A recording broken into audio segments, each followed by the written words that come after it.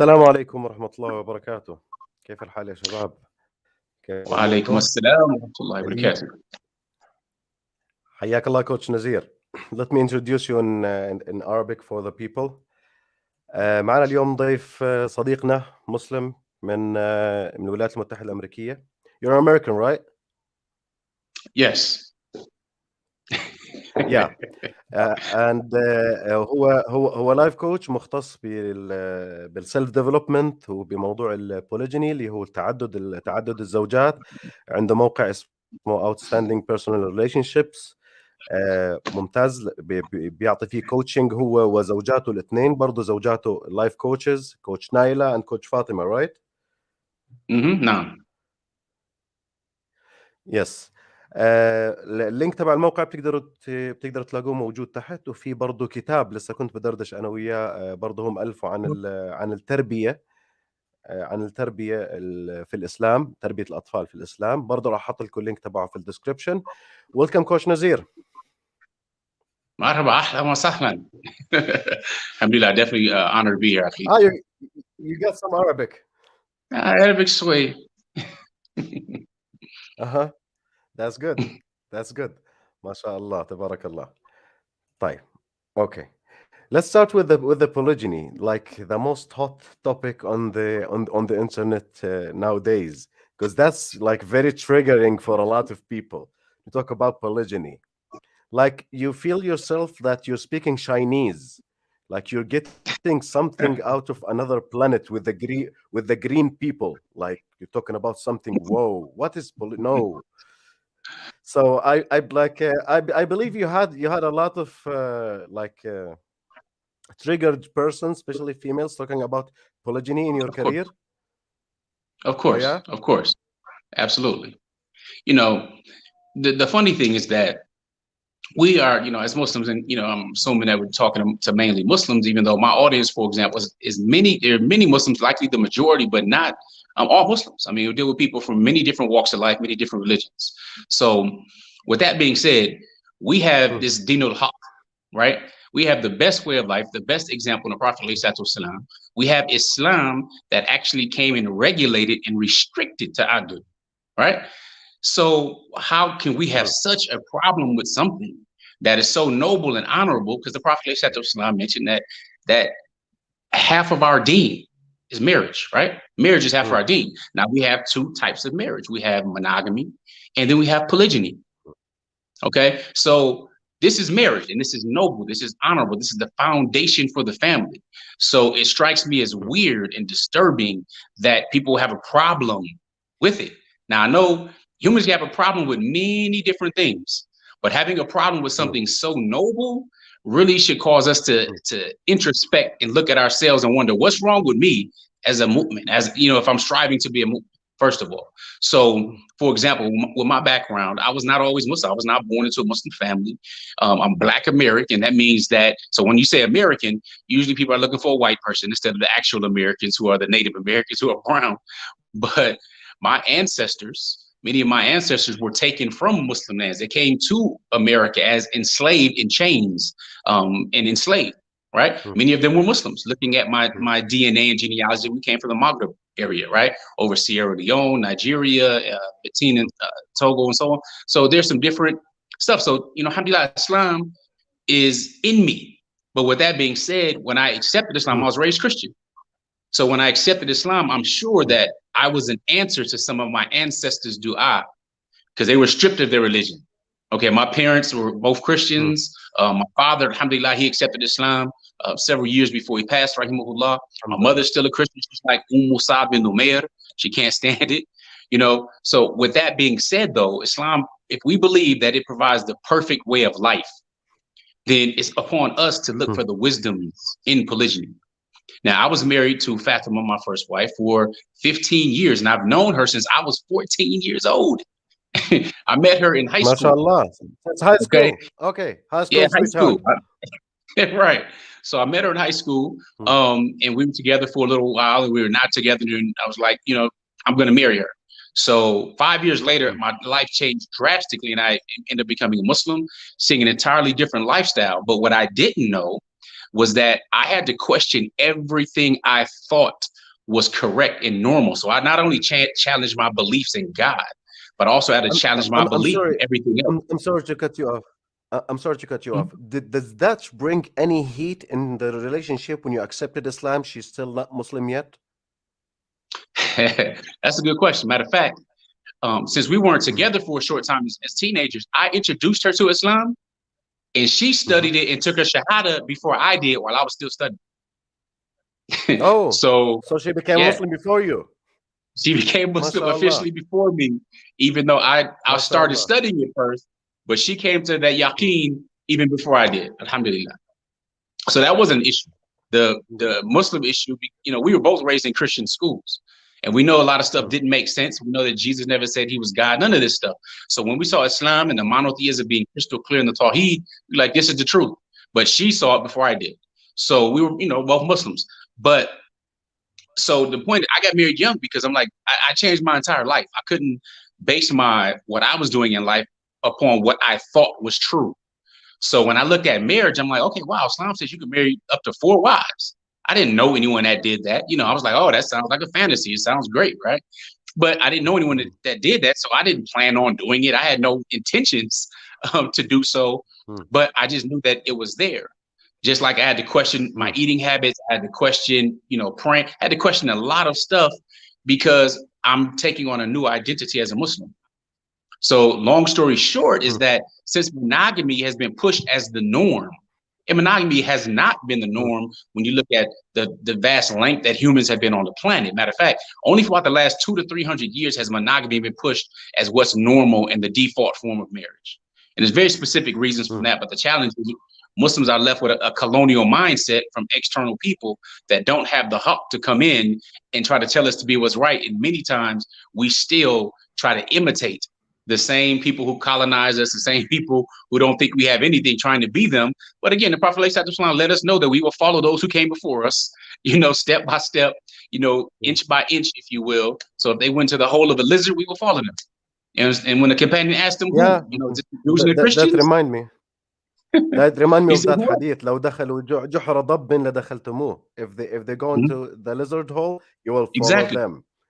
Right. That's the one I'm talking That's why about we in we are translation. accepting the Catholic culture of marriage, the Catholic culture, which is the single wife. So the polygynous, the polygynous relation, will look so weird for us because we are Right. adjusted to the single wife culture.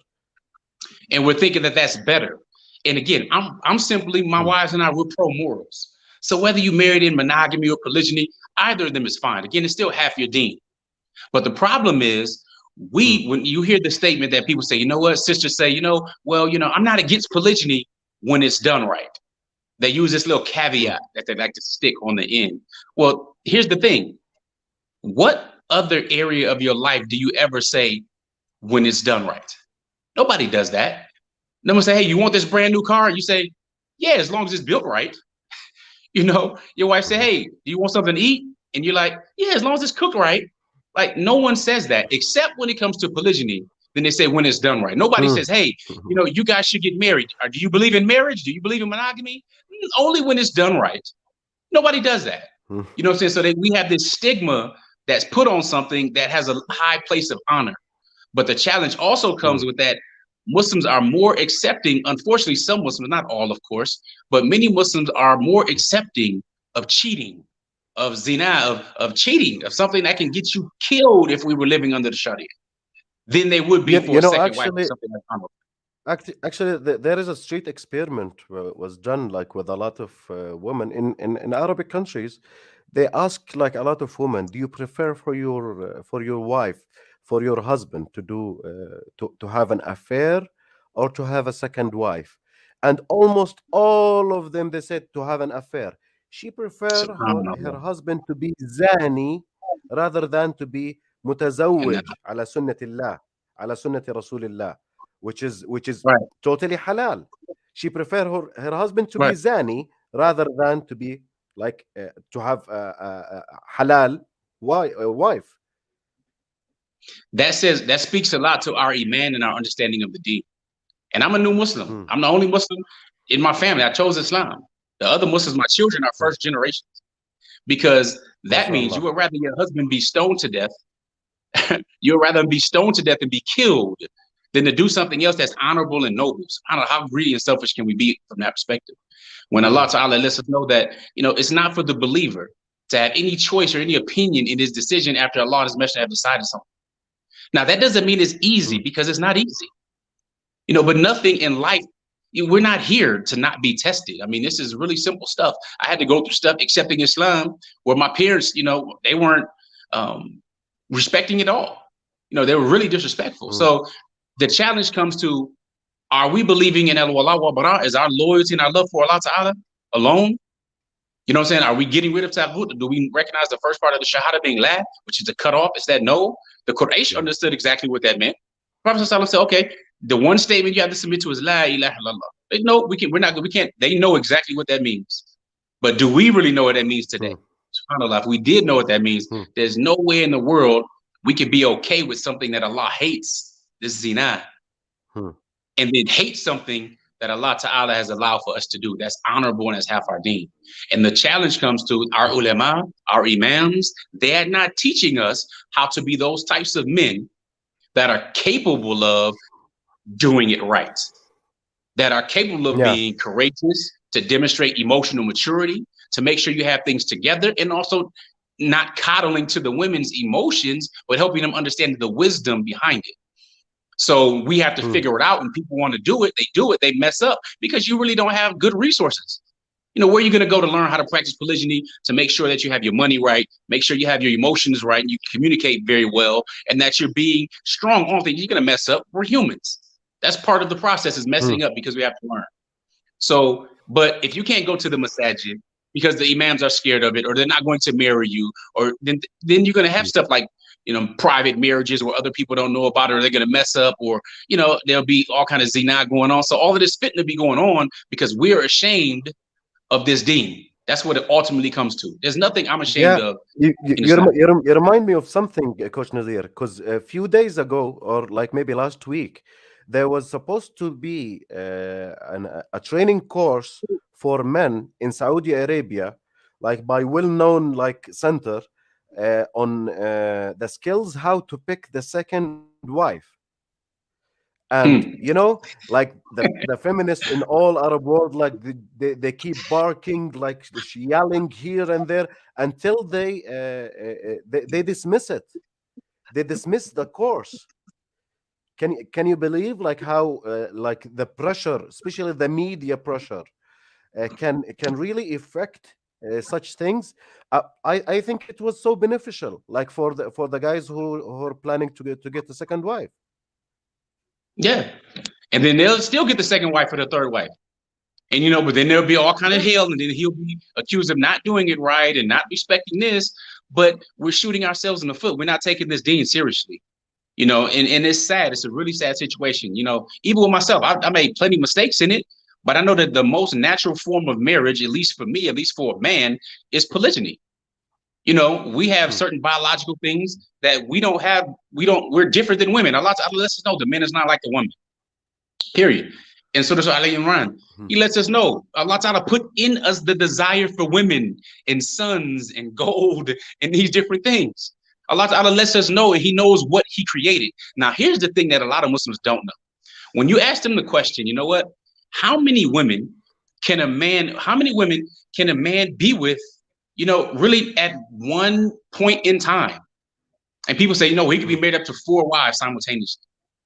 And yes, but that's how many wives he can have. Islam actually says you can Yeah, have an not women. unlimited number of women. But now we don't live in the time Hmm. where The concubines concubine. and prisoners of war are valid, but you can have an unlimited number of concubines. Allah Ta'ala knows what He created. You know what I'm saying? Imagine how Hmm. different things would be now if concubinage was around. They wouldn't have that discussion. But again, Hmm. monogamy in general protects the man. That's the reason it was really enforced. And listen, you have one legal wife, and the children that come from that wife, Hmm. you can take care of.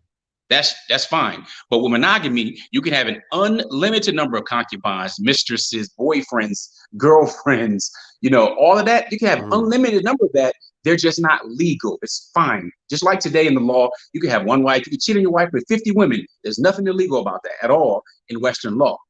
Hmm. But Western law tries to Yeah. put itself up there as being just and being the pinnacle of honesty and graciousness and honor when it's actually flipped the other way around. We could look at, I'm from the United States, so you could name a politician. It's hard to find a politician that hasn't done it. And it doesn't matter if they're Christian pastors like John Gray or Jimmy Swaggart, or if it's politicians like, Bill Clinton, or Donald Trump. It really doesn't matter. They're not about morals. Or we could talk about Muslims too. You got Tariq Ramadan, famous, put out Hmm. there all that, many different types of affairs. But what Hmm. happened? Polygyny makes a man more responsible. He has to become more. He has Right. to become stronger. He has to become more intelligent. He has to be able to deal and juggle different things that the average man is not qualified to do. Okay, Hmm. that's why I encourage polygyny. Now, I know it's not for everybody. It's not even for half the men because there's not twice as many women anyway. Okay, but the point Hmm. is, it requires men to be responsible. All right. So the reason we have so many weak men is we're not building these men up. You know what I'm saying? We'd rather they go ahead and cheat and go ahead and deal with that, and we ostracize them than having them do something honorable. And that becomes very challenging. So after 15 years married to Coach Fatima and monogamy, that's when I married Coach Nyla. And I wasn't looking for polygyny. I was open. I'm always open to. I'm a man. I'm not going to restrict myself to anything in Islam. But it was presented to me. A Wakil contacted me. I thought I had to have a whole bunch of money and stuff like that, so we delayed it. And then I eventually accepted, and we went ahead and got married. There was a lot of rocky stuff at first. Again, I didn't have any resources. I didn't know. I knew I had to increase my leadership. I know I had to increase my emotional um, fortitude, if you will. I had to be better with my communication skills. I was great with it outside the Hmm. house, with building my Hmm. business, leading other individuals, leading a company. I was great with it outside the house. But the interpersonal relationships, I mistakenly thought that, listen, Coach Fatima, alhamdulillah, she has great iman. She's Muslim. She's a Muslima. She understands that this is allowed. She's even spoke with other sisters who are having challenges with polygyny. So I figured that it would be easy Hmm. transition because, MashaAllah. or it wouldn't be as hard because, listen, you know what? This is a woman. She knows what Islam says. So it might be a challenge, but it's not going to be something that hits that hard. And I was mistaken for that. You know what I'm saying? Because Hmm. it did. And there was other things that happened and occurred. But again, I've been knowing her since I was 14 years old. You know what I mean? So Okay. there was a lot of history I had to deal with, kind of coming from that first wife perspective to begin with. And then, of course, there's the insecurity of Coach Nyla, who's a new wife. She's like, you guys have 15 years of history that I don't have. So how do I, where Hmm. do I really fit in? So as a man, you have to deal with this over here. And then you also have to deal with this Hmm. over here. And then you have to deal with the children. Because when I got married to Coach Nyla, Coach Fatima has 6 children. And then my next one was Hmm. Coach Nyla. And then I had one more with Coach Fatima. So we have 7 children together, me and Coach Fatima. And I have 3 biological children with Coach Nyla. But Coach Nyla also had 2 children previously. So she had just had a From failed marriage previous and had marriage. a Yeah. daughter. So, Yeah. I have 10 biological children and a total of 12. And I have 2 bonus children, is what I call them, versus stepchildren. So you're taking care of 12 children right now. MashaAllah. Well, the grays in the beard don't really share with you that I'm old. But I don't have to, my older children, I have my oldest child made me a grandfather about 19 days ago, like almost 3 weeks ago. SubhanAllah, alhamdulillah. And so, MashaAllah. Tabarakallah. MashaAllah. Allahumma barik. so I'm a grandfather now. But my oldest is 26 years old, and my youngest is 3. He'll be 4, inshallah, in about 6 weeks. So I have children in all of these different age categories. Hmm. So I don't have to take care of the oldest ones. Is my point. That's why I'm sharing that. Yeah, it's more provisioning. Like if he need your like as a consultation or Of advice, course. like it will be more on that level. Yeah, rather than the youngest children's. Okay, did you face like I'm curious about this because we always on the manosphere talking about this. If you marry a woman with a children, you will have that you're not my father syndrome. I give it a name. You're not my father syndrome because you have responsibilities without the authority. Because when you want to Mhm. step like with your disciplinary authority, he will tell you you're not my father, and his mom will tell you you're not his father. So do not like whip his ass, for example, or do not like shout on him, or do not. You got me? Did you have that problem like dealing with the bonus childrens that you have? No, no. And a couple reasons. Here's a couple reasons why. Well, one Mm, is they were pretty young. I think our daughter was just a couple years old at the time when we married. mhm, But her son, he was less than how was it, 11 years. Yeah, her son was like about 10 or 11 years old. And I know kids can mm, can act outwardly at that time, but also let her know, her understand that. Listen, I'm the man of the family. I'm coming in. This is my family. It's under my name and my umbrella. So everybody that I'm mm, responsible for, we follow the same rules. My children don't get any special treatment here, and then yours gonna kick to the side. That's my responsibility. I take on all of that. Okay, and she didn't mm, have any problem with that anyway. You know what I'm saying? Now their father, um, her ex-husband and stuff like that. He just wanted to know who she married. I told her she married me. He had no problem with that. He's not really in his daughter's life like that uh-huh, anyway. But he knows I'm Muslim. I'm a good mhm, dude. He's not worried about that. Okay. Then mhm, her son's father, we had a conversation. I met with him. I let him know we had an understanding, and that was that. You know what I'm saying? So, being proactive. Again, I was the oldest of six children. My parents had me when they were 16 years old. Okay. And they got married when they were 21. So I was 5 years old. I was at the wedding and everything, right? And they were married for what is it? About 7 years. About 7 years.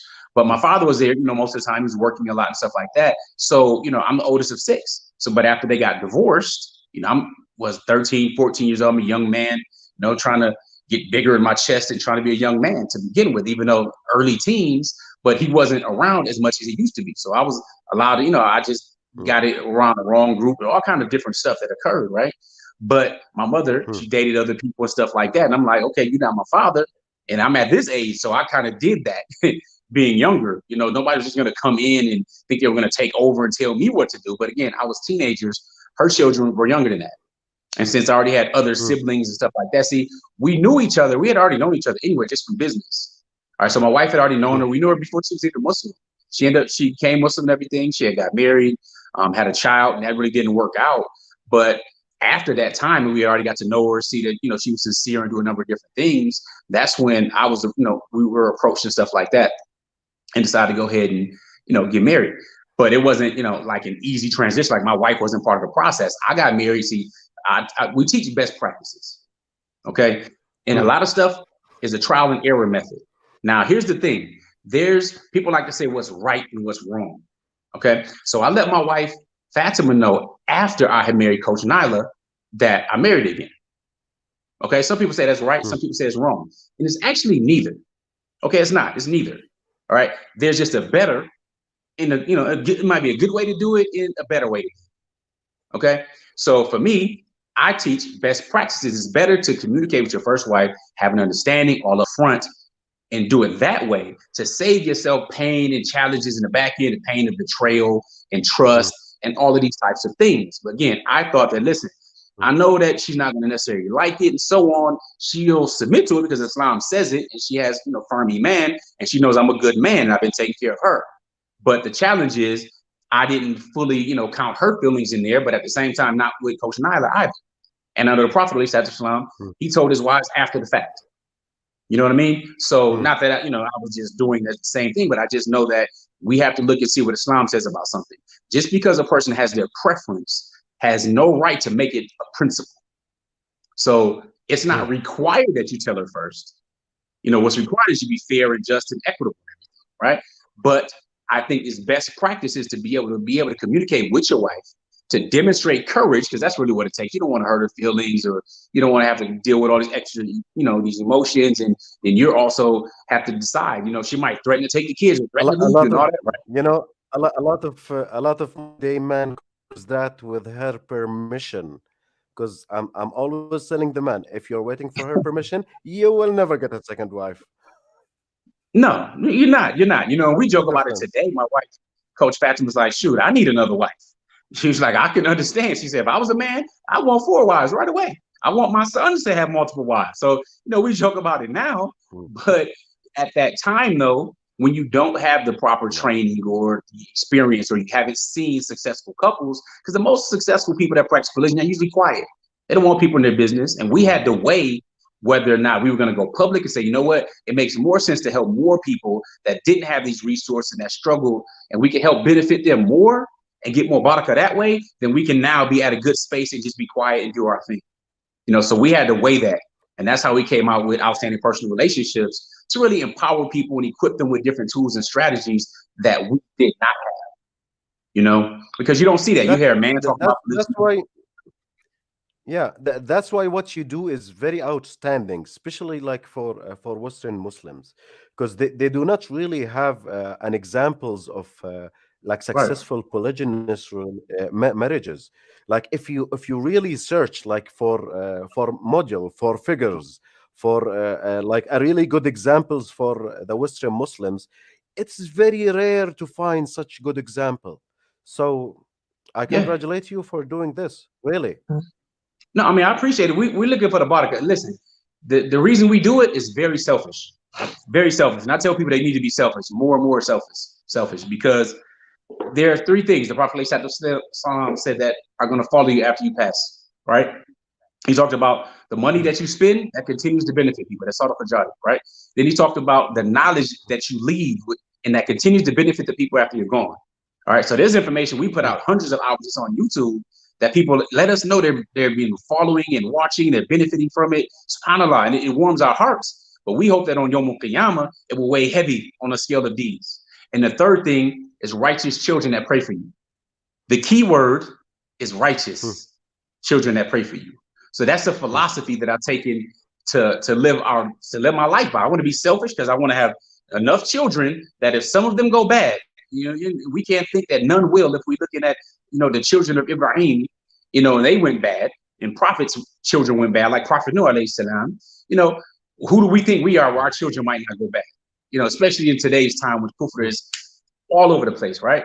So I want to try to have children that benefit me. I want to have money that benefits me after I'm gone, and beneficial knowledge that benefits the people after I'm gone. So if we can do that, alhamdulillah, because we're going to be dead a lot longer than we're going to be alive. But by the way, there is a very funny information for the Arab people, all of them, like including who doesn't like polygyny. We are Arabs, the descent of the second wife of Prophet Ibrahim. By the way, we all Arabs are the descent of the second wife, guys. So do not crap on second wife and third wife. We all belong there. With Hajar, radiallahu anha. Indeed. Yeah, So Hajar. Okay, let's scoop dive a little bit in because behavioral psychology is my passion. So I like to trigger like some feminist believers, feminist ideology believers. So I did it a few days ago on Twitter. I said like the modern day woman is entitled to the degree that they think they can have a man exclusively, and Twitter just boomed. Oh no, that's supposed to be. That's how is it supposed to be? What? That is not entitlement. This is. I said no. It is entitlement because like 100 years ago, my grandmother and all of her colleagues and like friends and all of the generation, they have the expectation since day one that it might be like a second wife, a third wife, a fourth wife. They have that in the back of their head. And like since the beginning of the Islamic history, since Hijrah and since Prophet Muhammad wives and Sahaba wives, they all have this understanding and in their head. So it will never be a surprise or a shock or if he decided to have a second wife. But nowadays, nobody teaches the girls that this is a possibility that available in Islam. You have to keep it under consideration to not be shocked and like have personality disorder and trauma syndrome and other stuff, post-trauma stress and the rest of other problems. Don't you think so? That's like this level of entitlement is very high in modern day times. of course, listen, we are talking about. I used to call that because I also I founded outstanding Muslim parents, right? And in doing so, I had a different framework I taught from, but there's something that I call the Disney princess syndrome. Okay, in the Disney stories, they have the Snow White and all these I like princesses, that. this Disney knight in Princess shining armor. Syndrome. Yeah, it's the Disney princess syndrome. It's a fairy tale. You know, and when you really look at the stories, the actual stories, they are gruesome. When you look at Snow White, I don't know if you've seen or really know the whole thing of Snow White and getting poisoned and being asleep and the king raping her. She was raped. You know what I'm saying? And they don't Mm. put that in the cartoon, but I mean, it's really horrendous type things that occur. But the challenge here, I'll give you an example. When I talk to people, I'm not just talking to them as a man that has two wives and they think, oh, he has it going. No, no. See, out of that, I told you I have 10 biological children, right? And I have 2 bonus children. MashaAllah. So I have 4 daughters first, and I followed by 6 biological sons. All right. So that means I'm responsible for 5 girls, 5 daughters. All right. 2 of them want monogamy. So 2 of them, one married last year, my daughter, and another one married this year. So those are the only 2 that want monogamy. 3 of them actually want to practice polygyny. These are girls, never been MashaAllah. touched, no relationship. They want to practice polygyny. They want their husband to marry multiple wives. Now, these are children who are raised up in polygyny, but they see the benefits. They're like, I want my own time, focus on my business here and doing this, but I want my husband to be able to do that so I don't have to take care of him all the time. They see the benefits in it. It's not something that's weird. They can speak on it independent, but it surprised me that they wanted that. I didn't even know my 24-year-old daughter wanted it until a few weeks ago. I was like, what? You know, I was surprised. So I'm speaking also as a father. But the challenge is finding the men that are capable and qualified enough, you know, when it comes to their maturity, of course, you know, their knowledge of the deen, because that's the most important. All right. So you have and they're going to have a hard time because they have to come through me. I'm not some weak guy who's going to push on over. That's not happening. Right. So our standards must be high. But when we're looking at, thinking, it's just one man and one woman. That's cool. But then you will accept your man cheating or having these affairs or bringing diseases home and all this type of stuff. Again, that's not morals. And if the Prophet ﷺ came to perfect moral character, which he did, then we have the best example. And if the best generations practice this, then there must be something, because Al-Hakim put this in Quran and he restricted it and regulated it. Religion is already gone. Like I said, I deal with people, they may be Hebrew Israelites, they may be Christians, they may be Moors, they come from all walks of life, they may practice African spirituality, they may have no religion at all, but they still practice polygyny. All right, they see the wisdom in it. And it's funny because you have people that don't Do you have deal with Mormons in the US? I don't deal with Mormons like that, because usually Mormons are white and they kind of do their own thing. They have their own area out in Utah and stuff like that in general. But I usually deal with people, people of color, whether they're Desi, some are Arabs. Then you have those who are, African American. You have Australian, the UK. You have a whole bunch of different people, but it's not really the white Christian community, because when they're Mormon, they have their own things set up in their rules. But I have had a few, like kind of email, but there's not really a large audience from what I've seen from our analytics and reaching out to us directly. But they like the structure. They like that there must be equality in it, because some of these other structures, they don't have the regulations that we have. So there's a woman that they have a hierarchy amongst the wives. So sometimes they have, the wife has to pick them, or the wife tells them what to do, or this wife gets 6 days a week and this wife only gets 1, so there's a lot of other stuff that goes on. But again, we have the hawk, you know what I'm saying? We have this deen that comes to regulate and protect women, allow them to have husbands and be taken care of. Because in the United States, if every available man was married to every available woman, you used to have 4 million women unmarried. And sadly, many Muslims think that, well, that's too bad. These ladies have the same rights to intimacy, to love, to companionship, to being taken care of as any other woman. And when this Quran comes and talks about, listen, 2 or 3 or 4, you know what I'm saying? Or, 1, if you fear, you'll be unjust. There's wisdom in this. And if we don't see the wisdom in that, then we are oppressing ourselves. And the brothers who are too cowardly to at least express it, that becomes the weakness. I know brothers who are doctors. I know others who are investors, and they're making, 6 and 7 figures every single month. They have one wife, which means like How are you not? You're fully capable of doing these types of things. To have multiple wives, take care of these homes, and really have blessings. It's pretty selfish of me to see somebody that's not taking care of the community and the women in the community when they have the opportunity to, because they're fearful of what other people will say or what their wives may say on things. And again, you should have concern, but as a leader, you have to work on your influence also. And a Muslim is one who Mm. submits. That's pretty much the definition in English. You want to submit to the will of Allah. You just remind me of Sheikh Sha'rawi, rahimahullah. He was like the greatest mufassir of Quran in the 20th century. He's from Egypt. When he was talking about the ayat al-ta'addud, which is مثنى وثلاثة ورباع, and وإن خفتم أن لا تعدلوا فواحد, he was talking about like this exception is for scared men, for people who's so afraid. Yeah, So we the don't see. standard should be the man who's not afraid. Yeah, I agree. I agree. Now, again, like I said, I was new to some things, so I didn't tell my wife until afterward. So that could be looked at as not having courage, and that's true. I didn't have the courage or the resources to do it the way that I now teach on how to do it. But the challenge is, Hmm. I've spoken to 99% of the husbands that I've spoke to, non-Muslim included, they want polygyny. All right, but it's far easier to cheat. It's far easier to do other Yeah, things that are deviant, because now when you try to dismiss it, when people try to dismiss and say, oh, women in particular say, oh, it's just about sex and lustful desires. First of all, I'm a man. We're not the same. So you're not going to man shame me for the desires Allah Ta'ala created me with.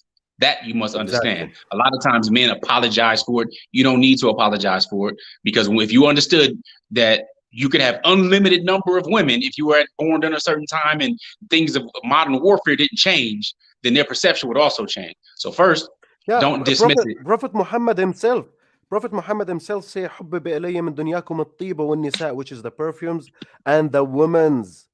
He said it himself. He's Prophet Muhammad. He's better than me and you. So do not Yeah, apologize for desiring woman.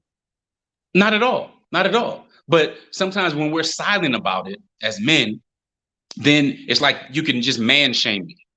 See, and that allows women to go ahead and weaponize sex.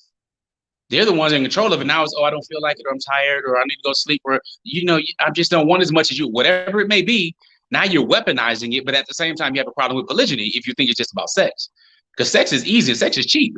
And most people, again, Mm. especially in the West, when they get married, they're not getting married and they're virgins. That's unheard of in the West. When you go to a church and people are getting married, they're wearing the white dresses. People know they've already been together. You know what I'm saying? They're not getting married as Yes. virgins. That's very, very rare. And it's sad to say, but it's also amongst Muslims too. They talk about 40% of Muslim students, when they get to college, they try alcohol, they have these boyfriends and girlfriends, all kinds of stuff that they do. So, if we make marriage difficult and we understand that Shaitan's number one thing that he loves more than anything else is breaking up the Muslim family, my question is this: is it a problem, or maybe even a bigger sin, to prohibit families from even coming together? Doesn't that achieve the same or similar result as Shaitan breaking up the family? If you're an imam, Mm. if you're somebody and you say, I'm not going to marry you because, well, it's not legal to do so here. But at the same time, we just heard you in the khutbah say, right? Say we just heard you in the khutbah say, وَمَنْ لَمْ يَكُنْ بِمَا أَنزَلَ اللَّهُ فَأُولَٰئِكَ هُمُ الْكَافِرُونَ. We just heard this. Mm. But now it comes to ta'addud, it's like, no, we're not going to do that.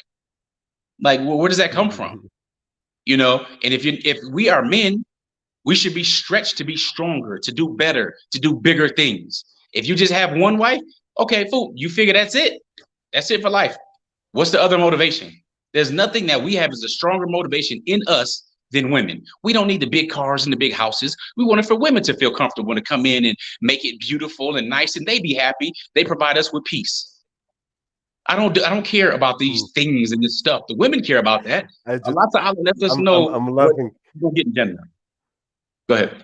Yeah, I'm laughing because like a lot of so what called, I don't believe that this like this vocabulary is right, which is Muslim feminist.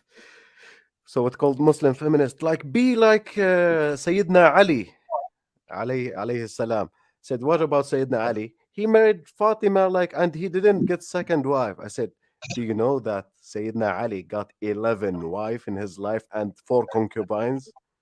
She said, Hmm. what? I said, yeah, yeah, he got 11. Or they come and they mistakenly interpret the hadith where the Prophet ﷺ came to him when he wanted to marry another wife while Fatima radiallahu anha was still alive. And they say, well, the Prophet ﷺ said, whatever hurts her hurts me, so that's why he didn't do it. But that's incorrect.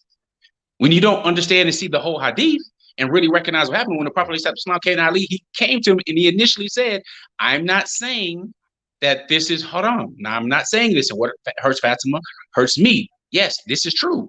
But he said it's not befitting for the daughter of the messenger of Allah to be joined And the in enemy of marriage Allah. with the enemy of Allah. That's what the problem was Mm. right there.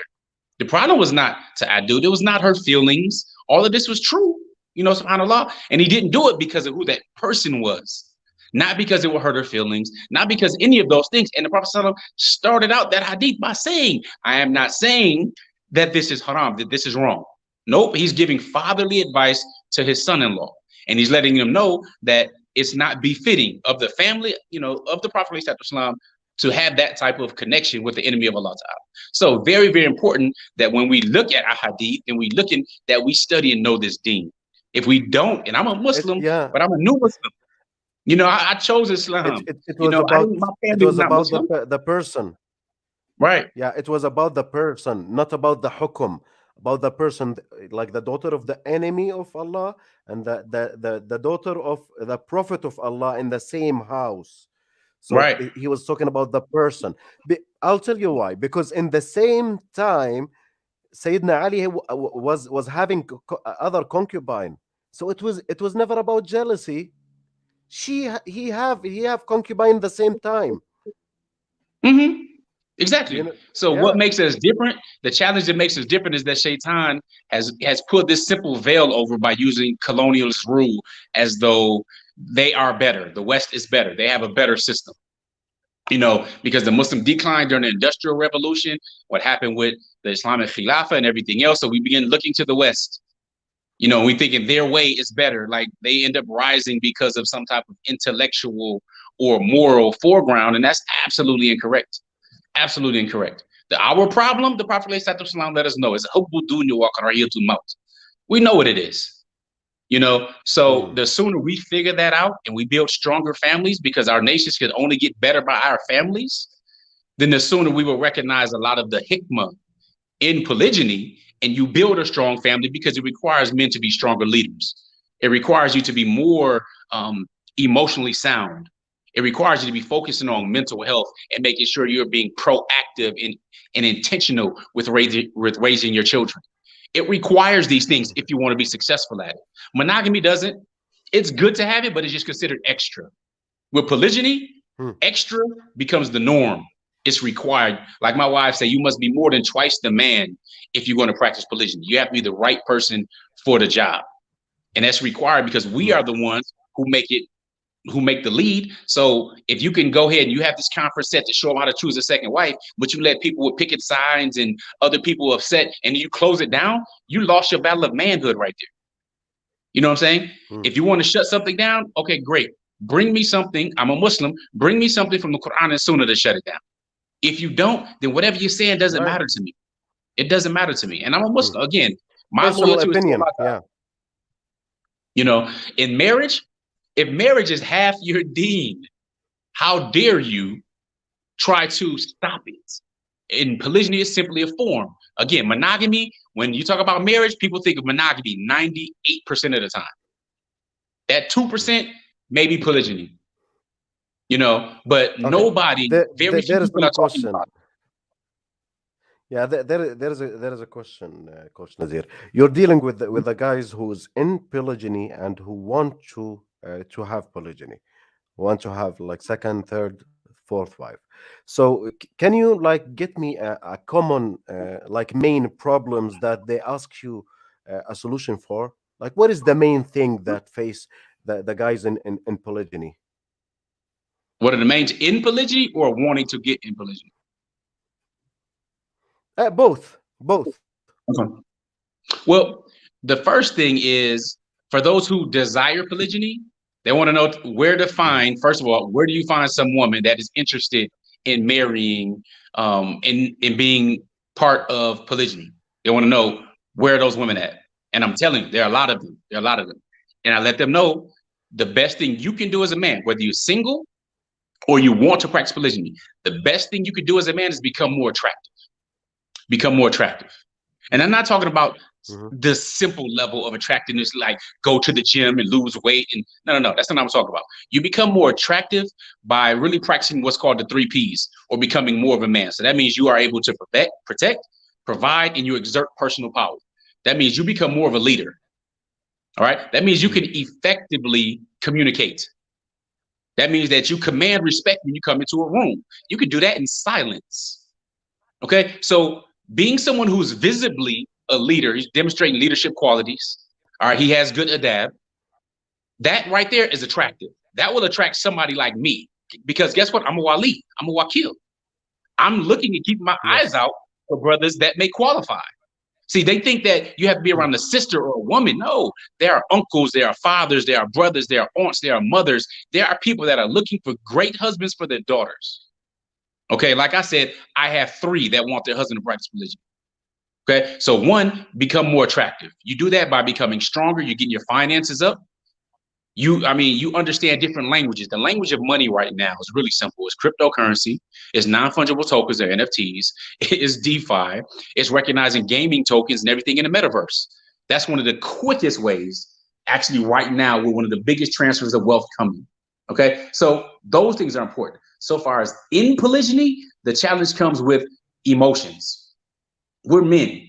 We don't have the same hormonal challenges as women. Women like to, when they have a situation, they want to talk it out and get it out. They're not necessarily, if they're talking to you as a man or a husband, they may not, and likely most times are not looking for you to solve their problem. They just want to feel heard. As men, we like to solve problems. So we like to change the oil, fix the car, go in the kitchen to make sure this is done, change the flat tire. We want to fix stuff.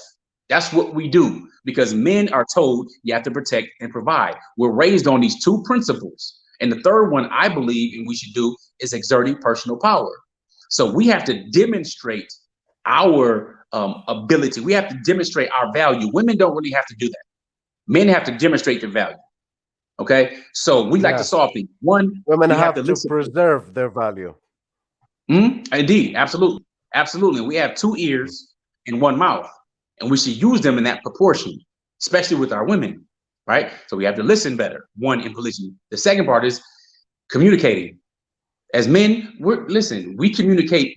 When you look at our history, this is the first time in the softest we've been, because we have weapons now where you don't have to be even around people to hit them on the battlefield. We used to have to go out, have your sword. We look at the best. You would have your sword, you would have your armor. You have to be ready at a moment's notice to go ahead and handle business. Life or death situations. We didn't sit back and talk it out and see how the enemy was feeling. We didn't really do that. That's new to us. We have to go hunt for our own food. If you didn't come back with something, then you're just not going to be eating meat. You'll be more vegetarian and stuff like that. So, in polygyny, you have to be able to communicate effectively. So understanding the best way for you to communicate. I don't care if it's writing a letter, writing an email, waiting during a certain time, maybe taking a walk and doing it, making sure you understand the wisdom of the Prophet ﷺ when you get angry, to make wudu, or to sit down instead of standing up, or to lay back instead of sitting up.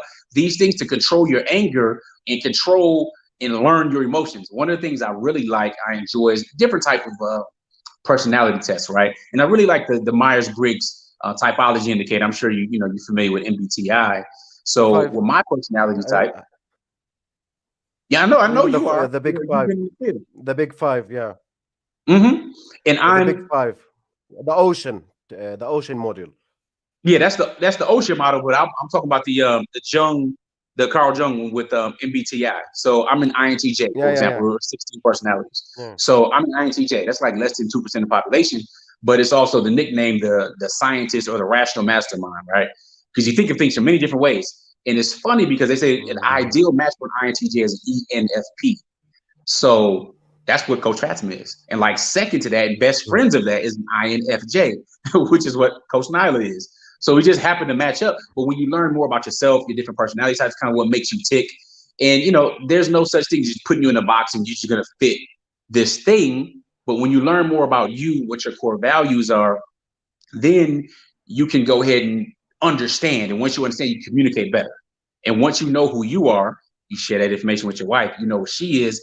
That can help your relationship. It doesn't matter if you're in polygyny or not, but that tends to be the biggest challenge in polygyny is having a man be able to communicate effectively to both sides. Because if you're not communicating effectively, then it's hard for you to lead properly. All right. You don't go and complain to one wife about the We got a question. Yeah, mm-hmm. we got a question for you, Coach. You have to take that. What is about? Can you read it? Oh, it What is says, about what a about the woman who women? don't care about her husband's status? Yeah, go ahead. Yeah, what about the women who don't care about her husband's status? She picked him for him, and she doesn't accept to share her husband and prefer to stay alone and divorce than share her husband.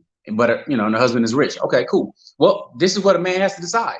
A man has to decide one, if either I'm going to pursue marrying again, which is usually again the natural form of marriage and what he wants to do. In this situation, talk about the husband is rich, and he actually chose her. She didn't choose him. All right, just to be real, he's the one that proposes to take care of her. It's not like she chooses him and he's like, okay, honey, that's really not how it goes. However, he has to make a decision on whether or not he's going to sit back and not marry and say, okay, I'm just going to resent you. All right. And we'll just stay in this marriage, but you're in control. You're controlling me with some type of emotional manipulation. So if you're threatening divorce, or I'm going to take the kids, or I chose you for you and now you're changing things up. Listen, first of all, if you're a Muslim, there's absolutely no reason a wise, intelligent woman should not initiate the conversation on polygyny. It's right in Mm, Quran toward the beginning, okay? In the mm, surah called the women and Nisa, right? So a mm, woman can sit and have an intelligent conversation with the husband instead of being fearful, just like the man should have that conversation with his wife. But a man has to weigh what's more important, whether it's expanding my family, whether it's legacy. What reason do you want to practice polygyny for anyway? I mean, a lot of people we practice for many different reasons. So let's say you want to have 10 children, but your wife's like, no, we're only having 3. Are you just going to stay and have 3? Or are you going to marry again and have more? You have to decide what's more important to you, period. What's better for your deen, what's better for your life and your vision for your family, because the man is the imam. She can either go and be divorced and roll the dice and think she's going to find somebody else again if you're a good guy. But when you're a good guy, they know that and other people know that as well. And she's less mm. likely to leave if you're taking care of your business.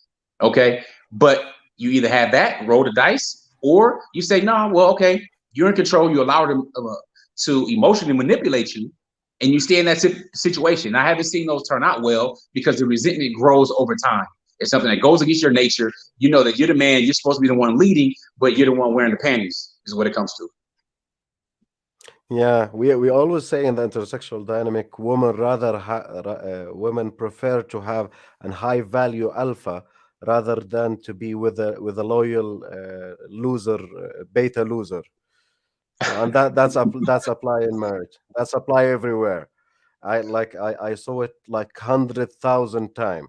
Women don't mind to be a number like 200 in a woman life, in a man life, if he's high value enough. And by the way, like reacting to the question that he was asking, I don't believe there is a single woman in this planet will love you without taking under consideration anything else, such as your status, personality, your frame, your game, your height, your deen, your holok, Yeah. morality ground. They have to take these things under consideration. Do not tell me she will love him for him. What does that mean? That's a fantasy. Really, that's only fantasy you hear like when you're young in Disney fairy tales. There's nothing called she was loving him for him. He Yeah. have to See, provide something that she need. well, when we use those terms, they're hard to define. So yeah, she's loving him for him, but we don't recognize what that him means. For him means whatever preferences that she put in there. So she's loving him for him. This is absolutely true, right? But what does that mean? That means whether it is for status, whether it is for looks, or they make it, or he's attractive, or he has money, that's the for him wrapped up. It's not, oh, you're just loving me for me. Exactly. Okay, great. What does that mean? You know what I'm saying? It doesn't make any sense. So if she's loving you for you, guess what? You can have as many wives as you want to. because she's going to love you for you. And part of you is desiring polygyny. So that means she didn't love you for you, if that's what you're thinking. She's loving you with conditions. We all do that. There's no such thing as unconditional love. Even Allah Ta'ala lets us know there's no such thing as unconditional love. When Allah Ta'ala says he does not love the fasiqun, right? There's no conditional love. There's rahmah. Allah Ta'ala puts his rahmah on everybody and everything. That's unconditional right now in this life. But love, no. Not at all. MashaAllah, barakallah feek. First of all, I will thank Yusuf for the $10 super sticker. Yusuf, by the way, he was keep pushing me. When you gonna have Coach Nazir, ya akhi? Told him, okay, well, I'm gonna have him, ya akhi. Just give me time. So Yusuf, yeah, Yusuf, alhamdulillah, Yusuf good is brother. one of our brothers. I believe you know him very well. He's a very active Yes, I guy, love, like love in the Yusuf. manosphere, trying to connect people with each other, like to collaborate for the best of inshallah. And we have like Absolutely. this comment is for you, Luminary Prince. Nowadays, it seems to be that the non-Arab Muslims are becoming more understanding and more confidently applying the Islam rules and well aware of Sharia interpretation than MENA nation, which is Middle East, North Africa nation. Subhanallah. I told you that will be very interesting for the Arabic audience. Allahu Alam. The thing is that we have something that is new. Okay, it's new to me, it's new to my family. So I understand the stench and the foul odor of kufr because I used to be a part of that. I didn't have any type of sakina, any of that before Islam. Islam brought that peace. Okay, so we value it, and when you look at it, you think of it. When you look back at the best generation, isn't that just a whole generation of converts? It is. They didn't understand it because when you're born into something, there's a high level of privilege that comes along with it. And even though, the majority of Muslims are not Arabs at all, Arabs, make up a small percent, but there's a lot of privilege that goes on. And even though, again, I'm born and raised in America, so we're very familiar with white supremacy. I mean, America is the pinnacle for white supremacy, global white supremacy. But after that, I've not seen anything close to it except how many Arabs have this Arab supremacy, and it's sad because you came from something where the Prophet Islam warns you about asabiya, right? He specifically had the person who climbed the Kaaba, you know what I'm saying, as his former black slave in Bilal ibn Rabah, radiallahu anhu, right? He called Bilal, radiallahu, he's the one that had the honor to call the adhan in our three holiest places before anybody else. So looking at how he got the top of the Kaaba. He was the first yes. one. Absolutely. That's an honor. And if you see how much wisdom in that and how the Prophet ﷺ chose him specifically to do it. Or you look at Osama bin Zayd. You don't know that Osama bin Zayd was black. Most of us didn't know that. Sumayya, the first shahada in Islam, black. The first person, I didn't know she was black, but what did they say about Osama bin Zayd leading the army though? Right? I never know that also. Yeah, but you're not taught that. We should be taught that because we live in such a world that has made color and ethnic origins so much. But Osama bin Zayd, black. When the companions complained about him, they didn't complain that he was black. They complained he was young. He was a teenager. He's 17, 18 years old, leading the military, and the Prophet ﷺ appointed him. You know what I'm saying? So understanding that is a lot of wisdom in it. You see the whole house of the Prophet ﷺ with him growing up there. You look at Baraka, this is my mother after my mother. This is a black woman that he was with that raised him. He had as his mother. And Sumayya, I named my daughter Sumayya, my third daughter, Hafidhullah, I named her Sumayya.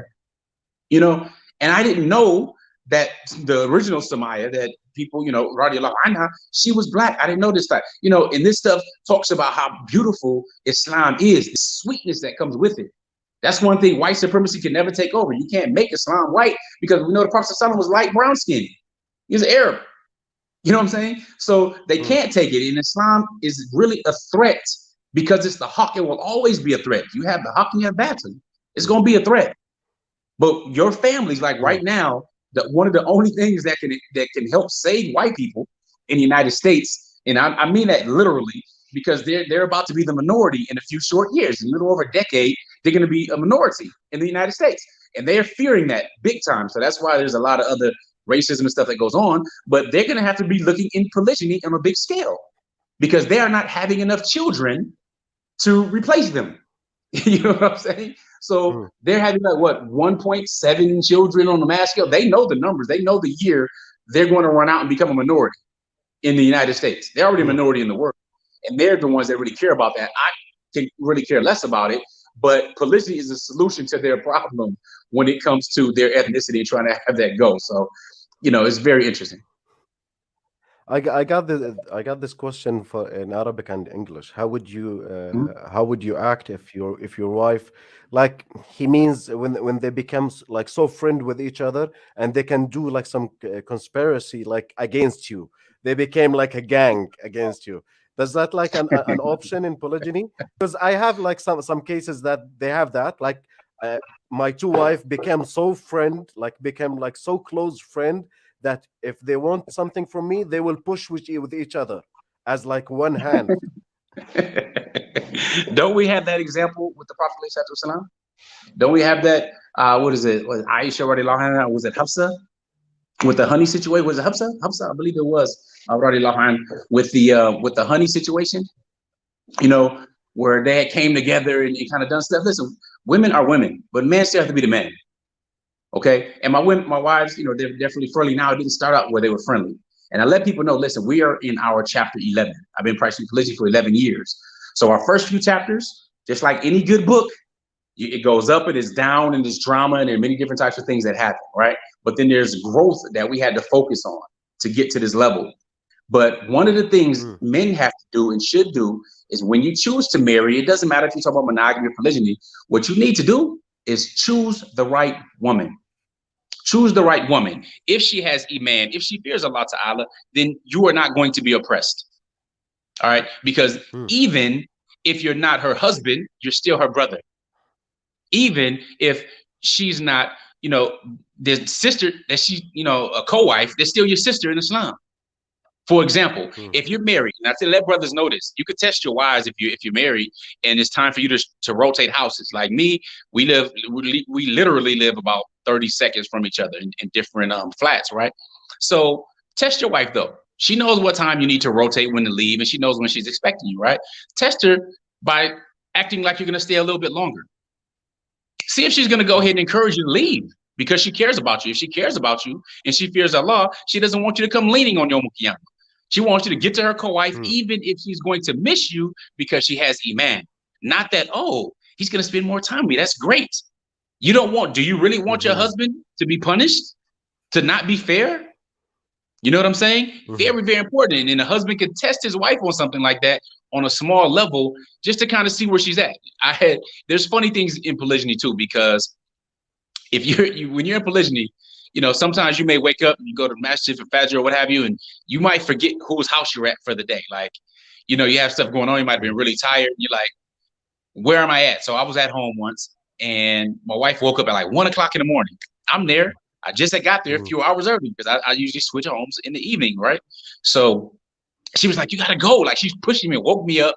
Like, you have to leave, right? She thought I was there at that house for the day. So she's trying to push me up to tell me to leave. And I'm like, I just rolled over and went back to sleep because she just was wrong with her timing. And it's funny, but it's a refreshing thing too, because she was like, we fell asleep and you're supposed to be gone, because she cares for my deen and my dunya, but more importantly, my akhirah. So that's how you can test your wives, at least on that level. The funny other things are like, if you like a TV show or a movie or something like that, or an event, and both your wives like the same thing, you're probably going to end up watching it twice. So you might have to laugh at the same things you laughed about before, or you might have to go to a different show or an event that you went to before and she doesn't know. But because it's going to be like the first time, you want that experience with that wife. And you want to give her that experience as though she's the only one, because when you're with her, she is the only one that you're with. And similarly, you have to have that emotional intelligence to do that with both or however many wives that you have. Because, those are the funny parts about it. but you have to be wise about it. Not like, I already went to that show. I don't want to take you. I've already seen it. That's not smart. Hmm. And they're different. So, Hmm. it's gauging those things as a man to juggle them. That remind me of the story about Prophet Muhammad wives when they did like this gang thing against Salama, which was like in that gang was Aisha radiallahu anha and Hafsa and Sauda. They was doing like gang together about the Mhm. honey. Like Oh, that was they okay. all agreed to tell him that you have a bad smell. Like, what did you eat? Every single one of them. So that's a great possibility that will happen in polygyny, like for wife to like to be like a gang against you if you they want to push you towards something. Yeah, they can do that to you. They can Don't you try think to. so? They can try to. I mean, they absolutely can. But a brother told me, he said, you know what? A sheikh told him, he said, listen, when you marry two, that might cause a fire. But when you marry the third, it puts that fire out. You know what I'm saying? Hmm. So if two want to do something, okay, great. Then that might want to push you toward a third who might not do that. But the likelihood Hmm. right now in polygyny is that co-wives don't even get along to that level. Very few do. The smart ones definitely get along, and they do exist. I mean, in Hmm. the Black American community, there are a number of them that they get along. There's no problems. Things are fine. They're pretty private. Alhamdulillah, no problem. But there are again a lot that feel, oh, now I have a mortal enemy. Like, what part of you thinks that you could just okay is okay to be an enemy to your sister just because she's married to the same man? That doesn't make any sense. Matter of fact, you should probably get to know each other just in case an emergency or something happens, something, Allah forbid, may happen to him. He may become incapacitated or something like that. Then there are siblings and things that are born. These siblings have a right to know each other. Do we really want to be like, thinking of a Prophet Yaqub? Yeah, Prophet Yaqub. And then you look at Prophet Yusuf and his brothers and all of their jealousy and stuff like that, thinking that their father loved his mother more. So now you have these siblings that have this rivalry because they were immature. Do we want to be the ones stirring that type of stuff up and answerable to Allah Ta'ala? That doesn't make any type of sense to me. Hmm. You know, and jealousy is natural. That's fine. That's part of life. You should be jealous for your wives. They should have jealousy and everything for you. But as a man, you still have to lead. And you might have to make Yeah. unpopular decisions because you're a man. That's your responsibility. And ultimately, if you're leading properly and you're painting a proper vision for your family, they'll cooperate and they'll fall in line, inshallah ta'ala. And they'll support you Mhm. in that decision and make things easier than making it difficult. Yeah. That was really a great session. We crossed 1 hour 1 hour timing here in our timing. Okay. Oh, okay. I would like to thank you very much, Coach Nadir. It was very beneficial, like for the audience, like to share your experience about polygyny in general. MashaAllah alaik. Barakallahu feek. Like any like last advice for people in general. I believe we never mentioned the topic, which is polygyny is not for everyone, because Oh, now, not of every course. man is well equipped to have multi wives. Don't you think Oh, so? there's not enough women for it anyway. There's not enough women for that. Yeah. But not only is it not for everyone, it should be encouraged for those to help them stretch to become more. If we have a problem with Hmm. leaders, then we need to stretch. I mean, I remember reading a quote. I don't remember the book that it was in, but it talked about. It basically said, "What good times create weak men create hard times create strong men, and strong men create good times." So it's that good times, this regular and relaxing. If we look at the Muslims and we look at the good times we had, we look at getting to Al-Andalus and stopping with the jihad, everything. We look at that. We had good times. We thought we were at our peak at that time. We really couldn't get any better. And then we stopped doing what we were supposed to do with da'wah, right? And then all of a sudden, Hmm. a lot of that downfall came. So when you look at good times create weak men create hard times. Hard times create strong men, and strong men create good times. So it's Hmm. important that for those who are qualified, if we're going to raise strong men, then they be Hmm. encouraged to stretch because we know it's not for everybody. Of course, it's not for everybody. Hmm. But those who are emotionally immature, They shouldn't be getting married in monogamy. You have those who are abusive and beating women up. You got those who are using drugs. You got those who don't offer salat. They disqualified themselves from the running. But then when you do Who's have men not that are good, financially capable, for example. yeah, absolutely, absolutely. But that Yeah, doesn't mean you're financially incapable. That just means, listen, now you should focus on getting your finances up, because that's just a exactly. matter. See, there are two things in polygyny. There are the measurables, and then there are the intangibles. See, the measurables are Hmm. easy. The measurables are time and money. Those are what the rules require: time, money. Those can be calculated. Hmm. That's simple. Those can be easily tracked. Now, the Hmm. intangibles, the emotional intelligence, the leadership, the influence, the communication, all right, the being intentional and proactive, you can't measure that. You have to see that demonstrated. Yeah, All right. So you can work on these areas definitely. while you're learning about money, while you're reading Rich Dad Poor Dad, while you're reading the book Think and Grow Rich. And the first time I read it, I was surprised. There was an entire chapter on the Prophet Islam in a book that's written about making money.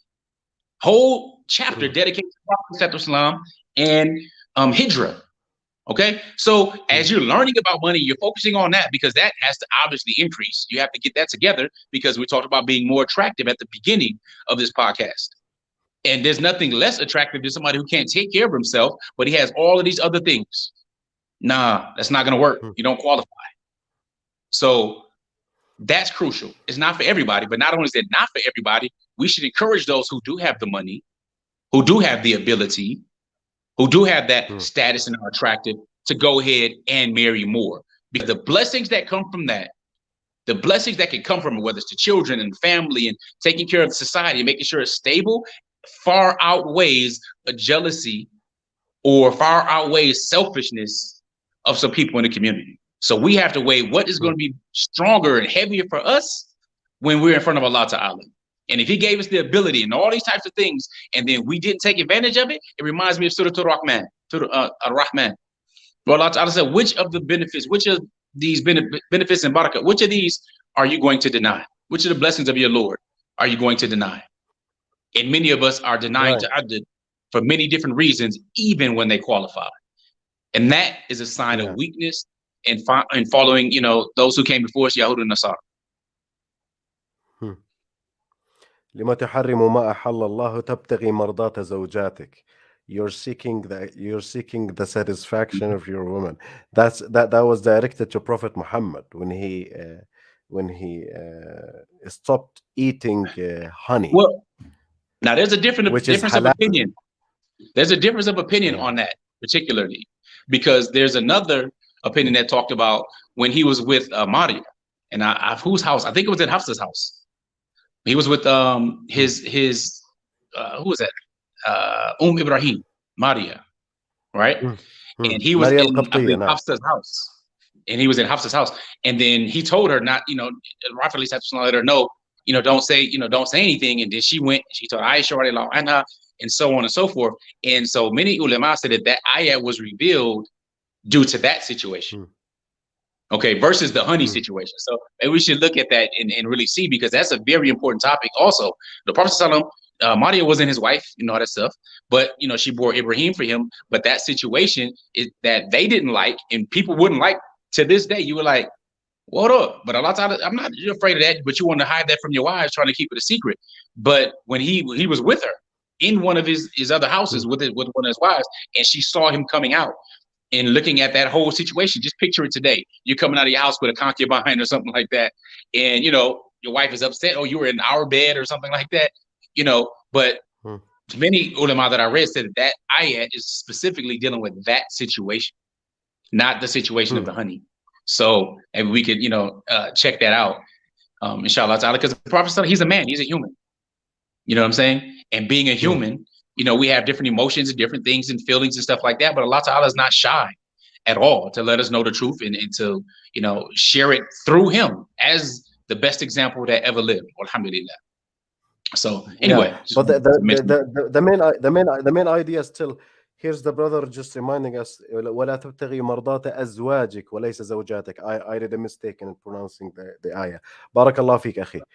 But the main idea is still in place. Like do not leave anything which is Oh, yeah. permissible, which is halal, in Right. in seeking someone else satisfaction. If it's halal, it's halal.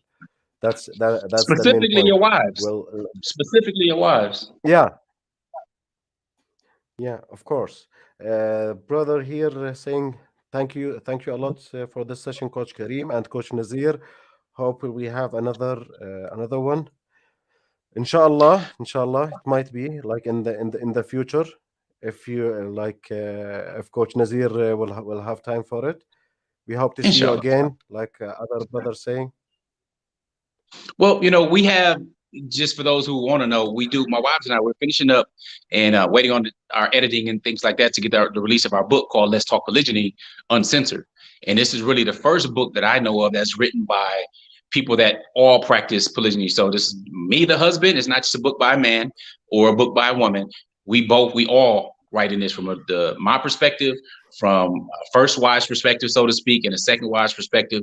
So we all share different strategies and challenges and stuff like that. So the book is called Let's Talk Polygyny Uncensored, and we expect it to be Mm. released and everything next month. So, if you go to our website, and I know you put the links and everything there at Outstanding Personal Relationships on our email list, you'll get that Yeah. information. But I also have a course that I'll be releasing in a few days for men called Kings and Kingdoms, where we teach men how to go from Mm. boys to really kings. So you got Yeah. boys, you have man, you have a man of value, and then you have kings.